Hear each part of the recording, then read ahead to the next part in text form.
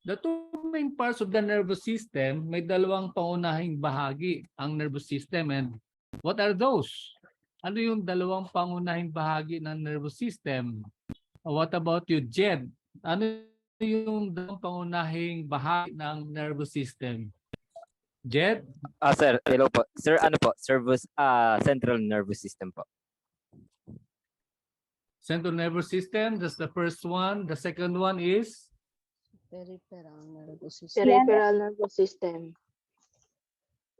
Yes, no? The peripheral. So, the central nervous system is composed of the brain. We have the brain and then the spinal cord, no? Ito yung it's a large bundle of nerve center sa katawan ng tao, and within the outlying part ng spinal cord, yung tinatawag nating peripheral nervous system. No? So peripheral nervous system, meaning to say, it lies within the periphery o sa palibot ng spinal cord, no?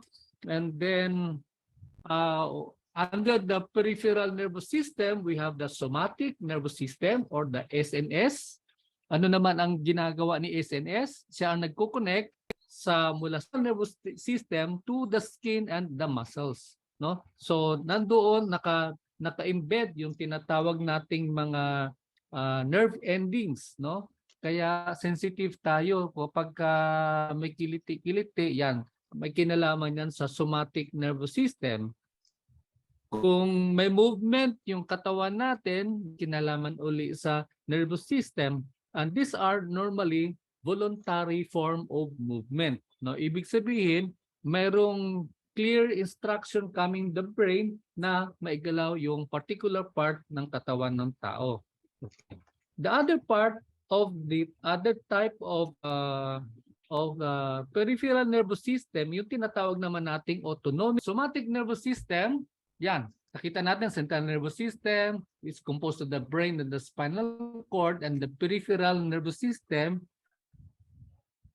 And ito yung mga nerve ending, no? At so ito na binanggit kanina, somatic nervous system is connected mula sa central nervous down to the level ng ating skin, and dyan nakapenetrate yung nerve endings. And if you remember, saan naka-embed yung mga nerve endings na ito sa skin ng tao? Going back doon sa ating integumentary system, which part? Epidermis, dermis, or sebaceous glands? Saan matatagpuan? Hypodermis. Epidermis, sir. Okay, sa dermis. No? Sa dermis. Okay. No. Not in in the dermis, no, not in the epidermis. Kay epidermis is the external part yan, no? So in the dermis part, which is the true skin. Okay? And again, ang autonomic nervous system is again connected to from the CNS, the central nervous system, na siyang may control ng lahat ng communication process sa utak, sa katawan. Ito naman may more on the autonomic nervous system, which is the involuntary. Lahat ng mga involuntary na activity na involved sa katawan ng tao. No? Halimbawa, kapag tayo ay napuwing, no, may pumasok na object sa mata natin, automatic yun. Without even thinking, nag-move siya, no? Nag-blink yung ating mga eyelashes para i-control ang pag-penetrate ng foreign object. No? So yun yung kagandahan ng autonomic nervous system. At ito din, yung sinasabi nating flee or flight na tendency ng tao. Given a situation na napakadelikado, ang tao, even thinking anything, na lang sa nagkakaroon ng kakaibang strength, nagkakaroon ng survival, ano yun, matitrigger yung tinatawag na survival mechanism. Even anything, then there it goes, no? Gumagalaw lang siya without even thinking about it. Okay, so yun yung mga critical information na dapat nating maintindihan when it comes to the nervous system. Ang isa lang na ano diyan is, well, of course, as a person goes ages, no, nagkakaedad, medyo naging mas ano na siya, no, just like in any part of the human body, naghumihina na yung kanyang capacity to move, to act, no, and to even react in a given situation.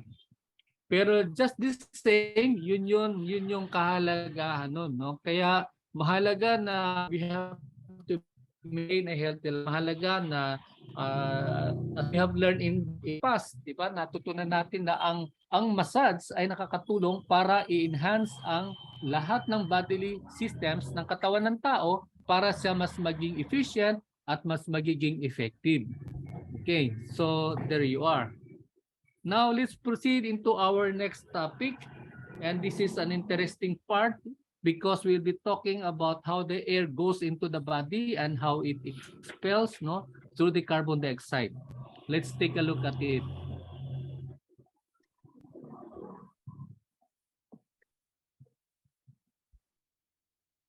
Anong system po yun? Anong system ang the one responsible in Respiratory system, sir. air in the human, the respiratory. Respiratory And- system. Okay, so before we go into the discussion of the respiratory system, let's take a look at this very short video. Tingnan natin, no, kung ano ang ating mapupulot sa video na ito.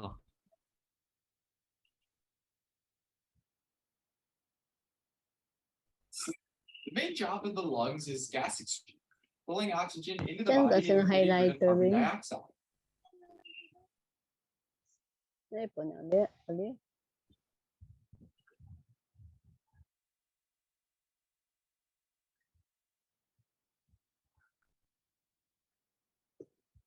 Wait.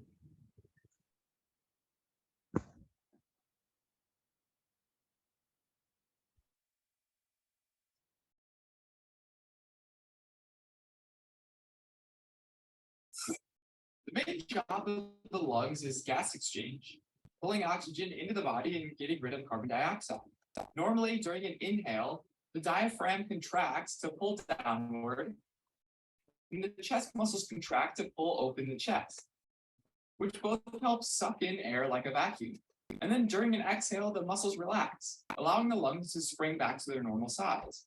So what causes the air to get inside the lungs? Anong mechanism ang siyang naging responsible? It's the diaphragm, no? So yung diaphragm natin nasa just below the the lungs, no? May ano niya sa thoracic cavity sa ilalim. So when the diaphragm contracts, anong ibig sabihin ng contracts? Bumababa, no? Bumababa sa when the diaphragm contracts, what happens? Pumapasok yung oxygen, di ba? When the diaphragm relaxes, so from contraction down to back to the relaxed level, lumalabas yung carbon dioxide.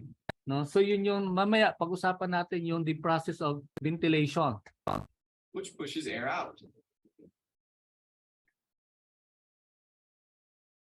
When you breathe in, air flows through the nostrils and enters the nasal cavity, which is lined by cells that release mucus.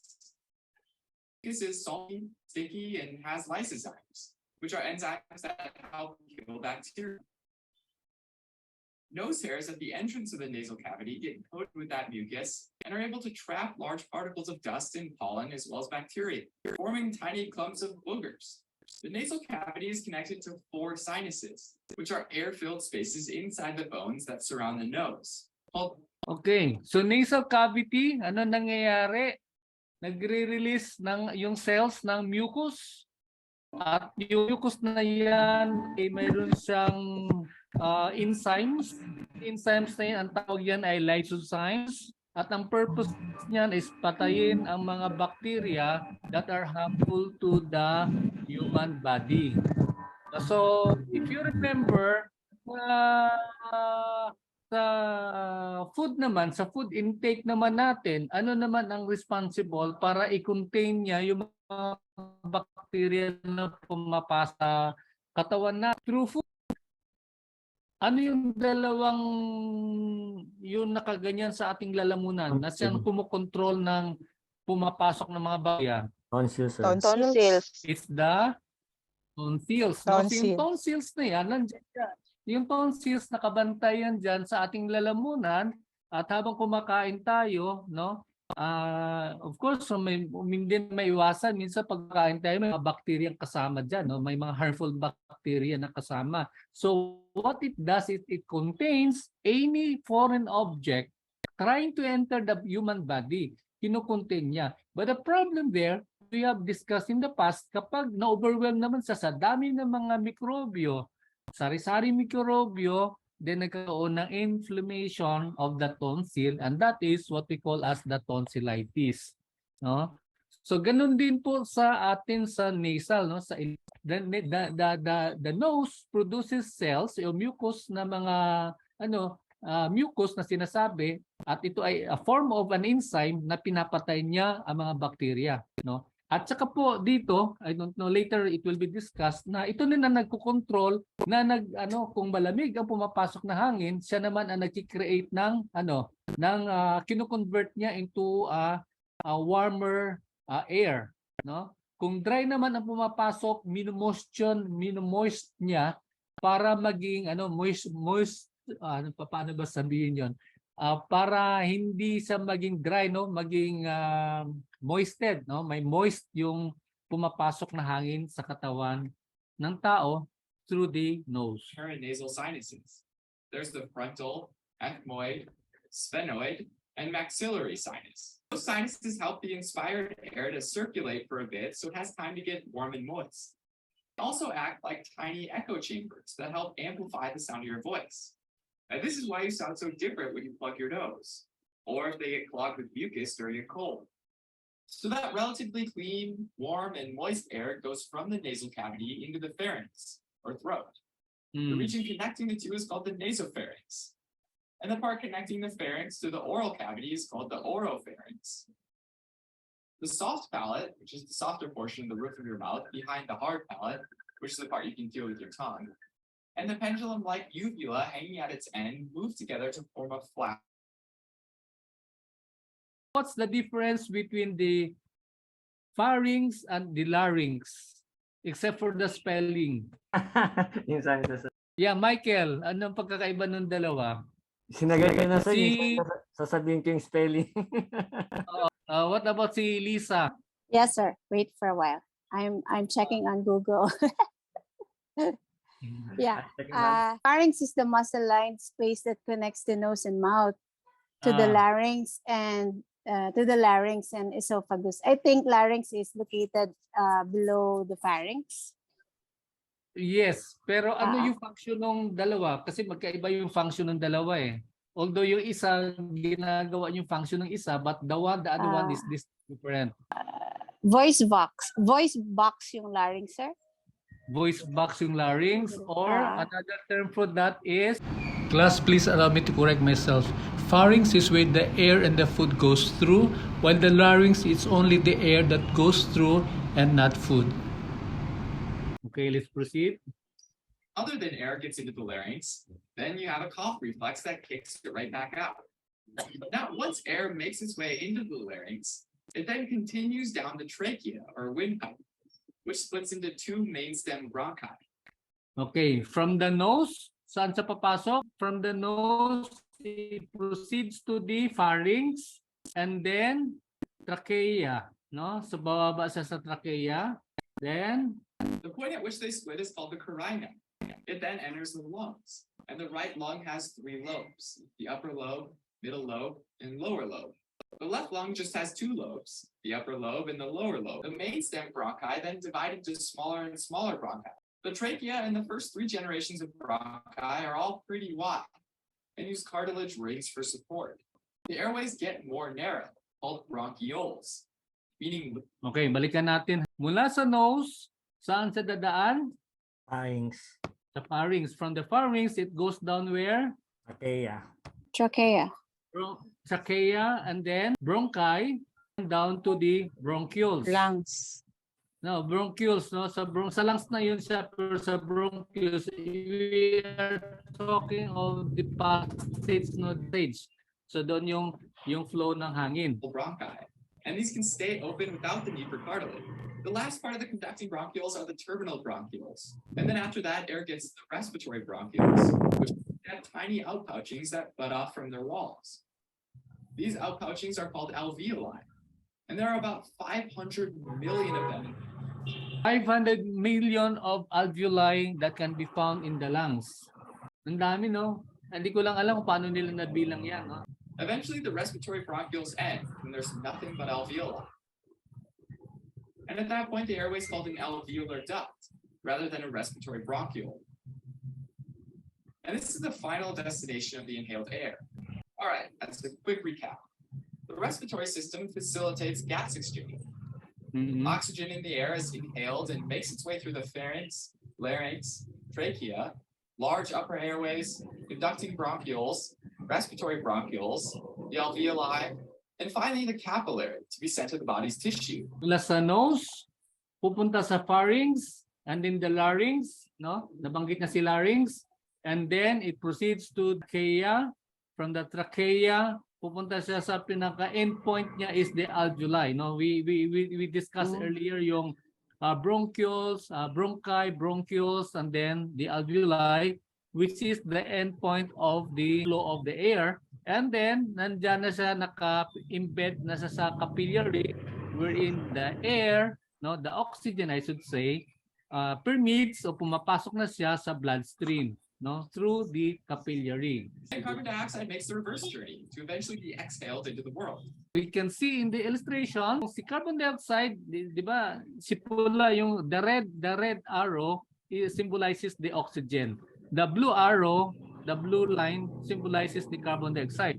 So mula sa capillary, babalik siya sa alveoli, and then punta sa trachea, and then dadaan siya doon sa larynx and the pharynx, no? And then saka sa ma-expel through the nose. So yun ang direksyon ng ating hangin, particularly yung carbon dioxide. So, ang airways ay ang sumusunod from the nose to the pharynx to the larynx, the trachea, bronchi, bronchioles, and then ang end, the alveoli, didikit na doon si capillary. So the organs of the respiratory system are as follows. We have number 1, the nose, which is the one responsible in the reception and expulsion of oxygen, no, papasok si oxygen, and the removal of the harmful gas, which is the carbon dioxide.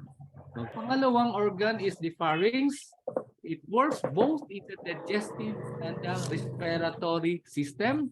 Trachea, which is also known as the windpipe, yan naman ang connection mula sa pharynx, no, mula sa pharynx patungo sa ating lalamun. It goes to the bronchi.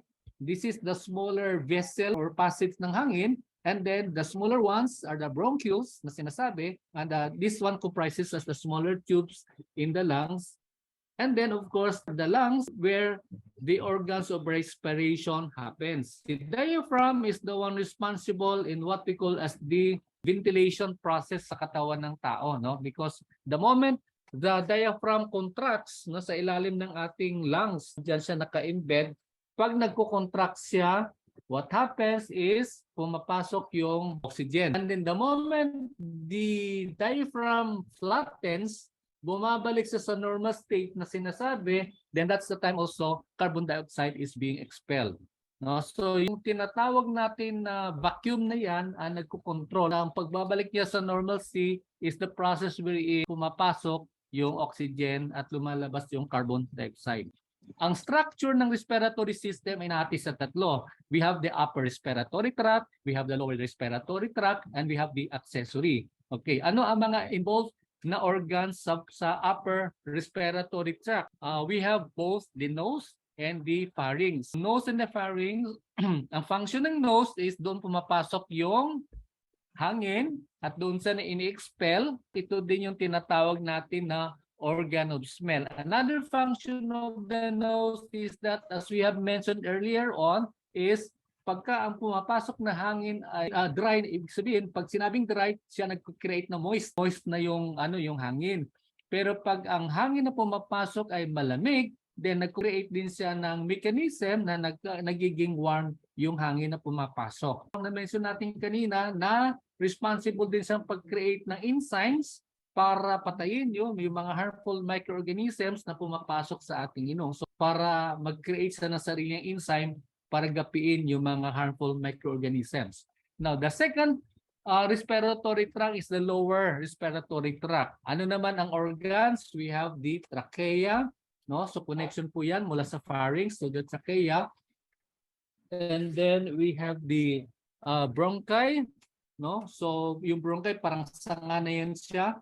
And then the smaller version of the bronchi is the bronchioles. So, and then of course the lungs. Okay, the trachea is the windpipe that helps transport the air down to the lungs, and the bronchi is the one responsible doon sa exchange of air and gases, no? Doon pumapasok yung air and gases, carbon dioxide in particular, and then the lungs is the one responsible in transporting air to the alveoli for the what we call as the gas exchange, no? So sa gas exchange doon sa alveoli part, doon nagkakaroon ng pagtatagpo ng oxygen at ng carbon dioxide. Okay, the accessory, as we have mentioned kanina, ito yung diaphragm. Si diaphragm is the one responsible in creating a vacuum. Once a vacuum is created, nagki-create siya ng pinupush niya na yung oxygen na papasok, no? Pagka nagbumabalik sa normal state, nagki-create na siya ng bumabalik sa rested state na kung saan ay nailalabas yung carbon dioxide. Okay, so balikan natin yung mechanics of ventilation, no? So ventilation is the movement of air through the passages as mentioned natin kanina, from the nose to the pharynx, down to the bronchi, the bronchioles, and so on and so forth. And then ang interaction niya ay mula sa lungs at yung sa environment, no, sa labas. Pulmonary ventilation is ito yung pagflow ng hangin doon papasok at palabas ng lungs. Ang tawag sa vessel na pinasukan niya ay pulmonary vein, no? Kasi papasok siya sa heart. Okay. The inspiration occurs when that air is taking in, no? Pumapasok siya. So where does it goes in? It goes into the lungs, no? And then kapag sinabi namin na inspiration, hindi naman to yun. Kasi minsan associated ang inspiration pag namatay, di ba? Nag-expire na yung mama, yung ganun. Ibig sabihin, namatay na siya. Pero dito naman, in our understanding, under the mechanics of ventilation, ito naman yung paglabas ng hangin. At ang lumalabas na hangin is, anong klaseng gas yun? Carbon dioxide. Carbon dioxide. Carbon dioxide. I'm very careful na hindi ko na pinasama yung mga information na hindi naman sa relevant doon sa ating manual. Otherwise, magkakaroon kayo ng tinatawag na information overload. And we do not want that to happen. So that will be all for now. Thank you for your cooperation. Okay, thank you, sir. And then, see you tomorrow. Yes. Thank you, sir. Bye for now. Thank you, Next sir. topic, sir. Wala Bye. na. Okay. Attendance, don't forget. Okay.